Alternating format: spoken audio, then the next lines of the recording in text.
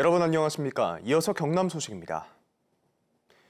오늘 국회 과방위 안건조정위원회가 우주항공청 설치 관련 특별법 심사를 진행했습니다.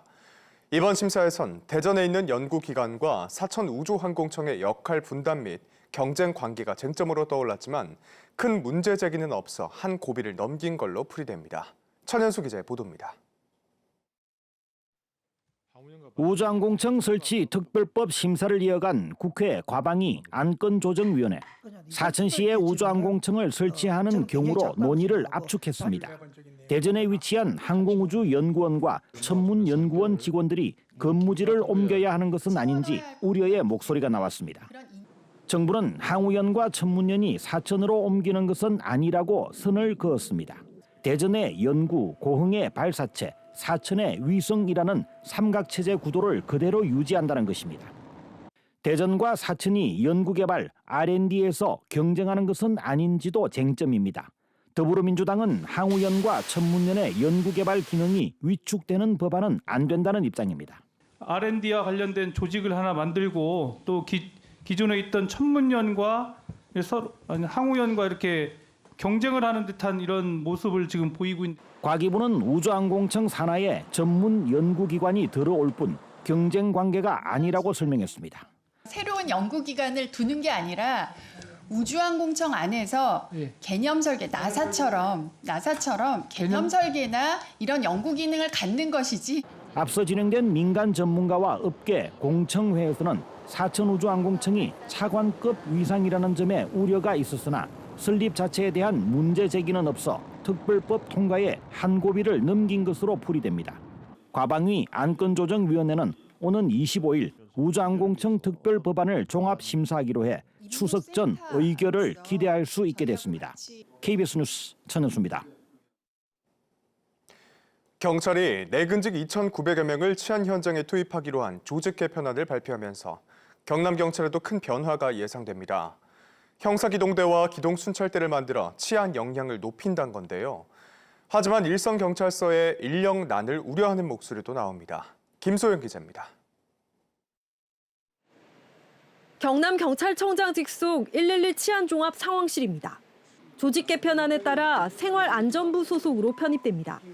범죄 예방과 112 대응을 한 부서에서 통합 운용한다는 취지입니다. 또 형사기동대가 신설돼 유흥업소 등 우범 지역에 투입되고 기동순찰대를 공원과 둘레길 등 범죄 취약 지역에 배치해 현장 치안 역량을 강화합니다. 반면 정보와 외사 업무는 축소됩니다. 창원 중부와 양산, 진주를 제외한 경남경찰서 20곳의 정보과가 폐지되고 4개 권역으로 통합 운영됩니다. 경남경찰청 외사과와 23개 경찰서 외사계도 폐지됩니다. 하부 경찰서 단위의 구체적인 조직 재편과 정원 조정 사항에 대해서는 향후 경찰청에서 하달되는 지침에 따라서. 하지만 형사기동대 신설을 위해 일선서 강력팀 인원 18%를 감축해야 해 내부 인력난에 대한 우려의 목소리도 나옵니다. 수사 또는 수사 지원 부서의 업무량이 점점점 증가하고 있거든요. 특히나 수사 형사 부서가 기피 부서가 되고 있는데 또 인원을 빼가고 이러면은. 지구대 파출소 인력 충원안이 뒷전으로 밀렸다는 불만도 적지 않습니다.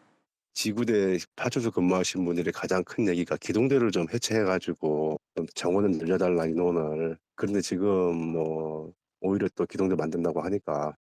조직 개편안은 다음 달 국무회의 등을 거친 뒤 내년 초 인사를 통해 본격 시행될 전망입니다. KBS 뉴스 김소영입니다. 경남의 한 산림조합에서 조합장 선거를 앞두고 일어난 산 지분 쪼개기 관련 속보입니다. 이런 행위는 조합장 선거의 공정성에 영향을 줄 수 있을 뿐만 아니라 선량한 조합원들에게도 피해를 줄 수 있는데요. 무늬만 조합원인 이른바 허수 조합원을 가려내기 위해 제도 개선이 시급하다는 지적입니다. 최진석 기자의 보도입니다. 경남 한 야산에 있는 4,800여 제곱미터 규모 임야입니다. 땅 주인을 확인해봤습니다. 등기부 등본상 무려 900여 명입니다. 2010년부터 이른바 산 쪼개기가 시작돼 임야 단 5제곱미터씩 2평 규모도 되지 않게 나눠 가진 지분 소유자만 830여 명. 이 가운데 상당수는 이후 산림조합에 가입해 조합장 선거 투표권을 가지게 됐습니다. 3년 전 한 조사에서는 전국 50여 곳 6,300여 명이 허수 조합원이라는 의혹도 제기됐습니다. 산지를 302명에게 쪼개서 정리를 했습니다. 정려. 예. 이 정려는 매표입니다. 매표 행위. 그죠? 그렇게 볼 수 있지 않습니까? 그렇습니다. 이후 2021년 4월 임업에 종사하거나 임야 300제곱미터 이상을 가지고 있어야 산림조합에 가입할 수 있도록 관련 법이 바뀌었습니다. 무늬만 산주인인 이른바 허수조합원을 막기 위해서였지만 조합장 선거철이 되면 최소 기준 면적만 충족하는 조합원 가입이 반복되고 있습니다. 최대한 못하게끔 이제 하는데 딱히 이 부분을 막을 수는 없어요, 솔직히. 전문가들은 산림조합의 가입 기준이 농협 등 다른 조합에 비해 문턱이 낮은 것을 원인으로 지목합니다. 임업인은 3헥타르 이상 산림에서 임업 경영을 하는 등 자격을 갖춰야 조합에 가입할 수 있고 농업인도 1000제곱미터 이상 농지를 경작하거나 일정 기준 이상 가축을 길러야 농협에 가입할 수 있습니다. 하지만 산주인은 일정 면적 임야만 가지고 있으면 임업 종사와 관계없이 누구나 조합원이 될 수 있습니다. 실질적인 산림 경영을 하는 사람들이 그렇지 않은 사람들과 같이 혜택을 받다 보니까 실제 산림 경영을 하는 사람들이 받는 혜택은 상대적으로 줄어들게 될 수밖에 없는. 전문가들은 실제 임업이나 산림 경영에 종사하는 선량한 조합원의 피해를 막기 위해 조합원 자격을 꼼꼼히 검증하는 등 제도 개선이 필요하다고 지적합니다. KBS 뉴스 최진석입니다. 현재 강한 비구름이 서해상에서 다가오고 있습니다. 우리 지역도 오전부터 서부 지역을 시작으로 낮부터 점차 확대되겠는데요. 이번 비는 내일 저녁까지 이어지다가 차차 그치겠습니다. 예상되는 강수량은 내일까지 30에서 100mm, 많은 곳은 남해안의 최대 150mm 이상인데요. 곳에 따라 돌풍과 함께 천둥 번개가 치는 곳이 있겠습니다. 특히 오늘 밤부터 서부 남해안을 시작으로 내일 아침까지 남해안을 중심으로는 시간당 30에서 50mm의 매우 강한 비가 쏟아질 수 있어 유의하셔야겠습니다.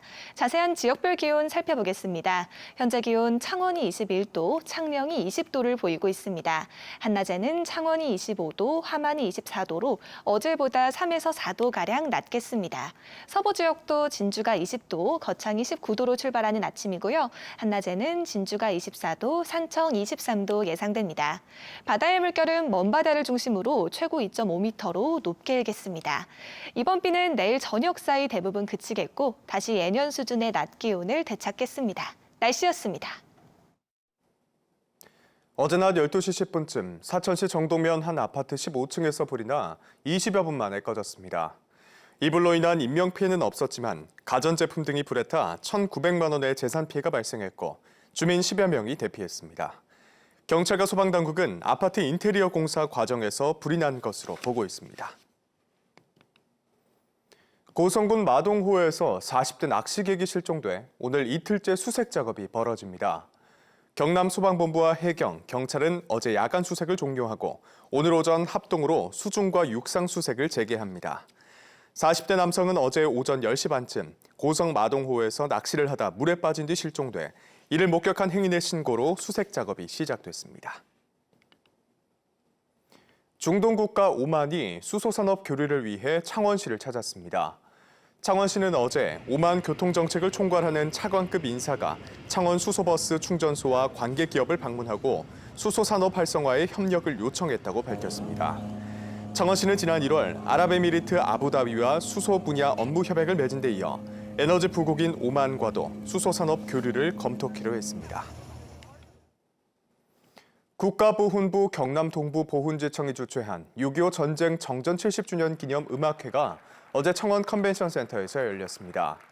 음악회에는 6.25 참전 유공자와 창원고 주니어 학군단 등 1000여 명이 참석해 옛 노래부터 K-팝까지 일상 속에 함께했던 노래로 국가 유공자와 보훈 가족에게 감사와 위로의 마음을 전했습니다.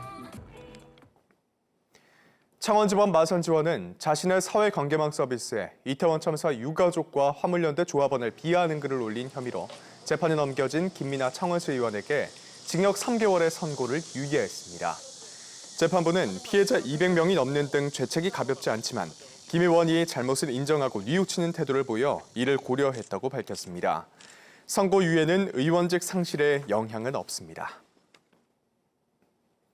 어제 낮 12시쯤 고성군 조선업체인 삼강 SNC에서 발판 철거 작업을 하던 협력업체 소속 50대 노동자 A씨가 20여 미터 아래로 추락해 숨졌습니다.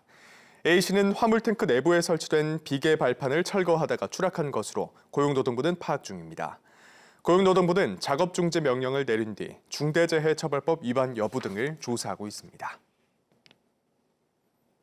경상남도교육청이 지난달 교사와 학부모, 학생 3만 4천여 명을 대상으로 온라인 설문조사를 한 결과 교원 7천여 명 가운데 84%가 교육활동 침해가 심각한 수준이라고 답했습니다. 교육활동 침해 원인은 학부모의 학생에 대한 맹목적인 지지와 애정, 학생의 가정교육 부족, 법규 부재 등을 꼽았습니다. 창원시가 다음 달까지 서곡 소하천과 반송 소하천 등 5곳에 집중호우 피해 예방을 위한 범람 예측 시스템을 도입합니다. 이 시스템은 소하천 주변에 CCTV와 유속계, 수위계 등을 설치해 측정 정보를 토대로 사전 대피 명령 등에 사용합니다.